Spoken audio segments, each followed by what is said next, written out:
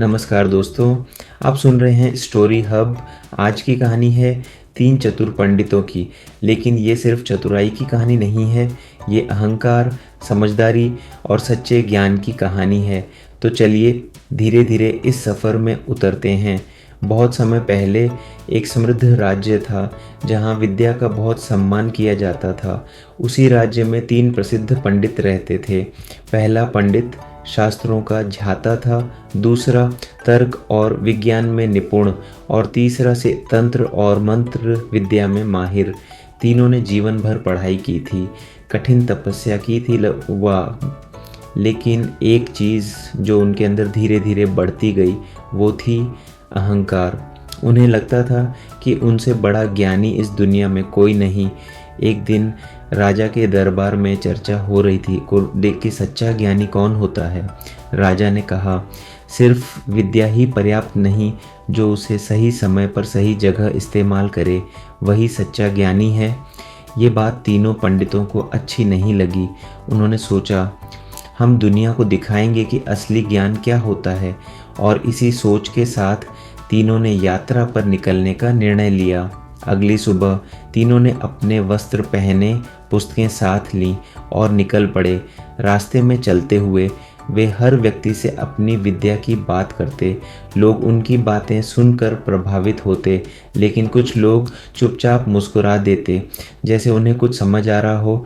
कई दिनों की यात्रा के बाद वे एक गांव पहुंचे। गांव छोटा था, लेकिन वहां के लोग बहुत सरल और समझदार थे। गांव के मुखिया ने उनका स्वागत किया। रात को जब सब लोग एक साथ बैठे तो पंडितों ने अपनी विद्या का प्रदर्शन शुरू किया। पहले पंडित ने कठिन श्लोक सुनाए, दूसरे ने तर्क से समस्याएं हल की, तीसरे ने छोटे छोटे चमत्कार दिखाए। गांव वाले प्रभावित तो हुए, लेकिन मुखिया शांत रहा। उसने सिर्फ इतना कहा, विद्या अच्छी है पर उसका उपयोग ही असली परीक्षा है। पंडितों ने फिर वही बात सुनी और इस बार उनका अहंकार और बढ़ गया। अगले दिन तीनों फिर अपनी यात्रा पर निकल पड़े। धीरे धीरे वह एक घने जंगल में पहुँचे। जंगल बहुत शांत था, इतना शांत कि उनकी अपनी सांसों की आवाज़ भी साफ सुनाई दे रही थी। पेड़ों की ऊंचाई, घनी छाया और हल्की ठंडी हवा, सब कुछ रहस्यमय था।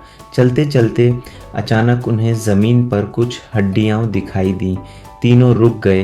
पहले पंडित ने झुककर देखा और बोला, ये किसी जानवर का कंकाल है। दूसरा पंडित मुस्कुराया, मैं बता सकता हूँ ये किसका है।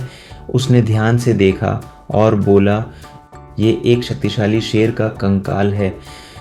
तीसरे पंडित की आंखों में चमक आ गई, तो क्यों ना हम अपनी विद्या का उपयोग करें और इसे जीवित करके अपनी शक्ति साबित करें। उसी समय पास में एक लकड़हारा खड़ा था। वो चुपचाप ये सब देख रहा था। उसने डरते हुए कहा, महाराज, ये शेर है, इसे जीवित करना खतरनाक हो सकता है। लेकिन पंडितों ने उसकी बात को हल्के में लिया। पहले पंडित ने कहा, तुम एक साधारण व्यक्ति हो, हमारी विद्या को नहीं समझ सकते। लकड़हारा चुप हो गया, लेकिन उसने एक बात समझ ली कि यहाँ कुछ गलत होने वाला है। पहले पंडित ने अपने मंत्र पढ़े। धीरे धीरे हड्डियाँ अपने आप जुड़ने लगीं, एक पूरा कंकाल बन गया। दूसरे पंडित ने अपनी विद्या का प्रयोग किया और देखते ही देखते उस कंकाल पर मांस और त्वचा आ गई। अब वहाँ एक पूरा शेर पड़ा था, लेकिन वो अभी भी निर्जीव था। तीसरे पंडित ने गर्व से कहा, अब मेरी बारी है। लकड़हारा घबरा गया। उसने फिर कहा, कृपया ऐसा मत कीजिए। लेकिन इस बार किसी ने उसकी बात नहीं सुनी। वो तुरंत पास के पेड़ पर चढ़ गया। तीसरे पंडित ने आंखें बंद कीं और मंत्र पढ़ना शुरू किया। जंगल की हवा बदलने लगी, पत्ते हिलने लगे और अचानक शेर की आंखें खुल गईं। एक पल के लिए सब कुछ शांत हो गया। फिर शेर ने ज़ोर से दहाड़ लगाई।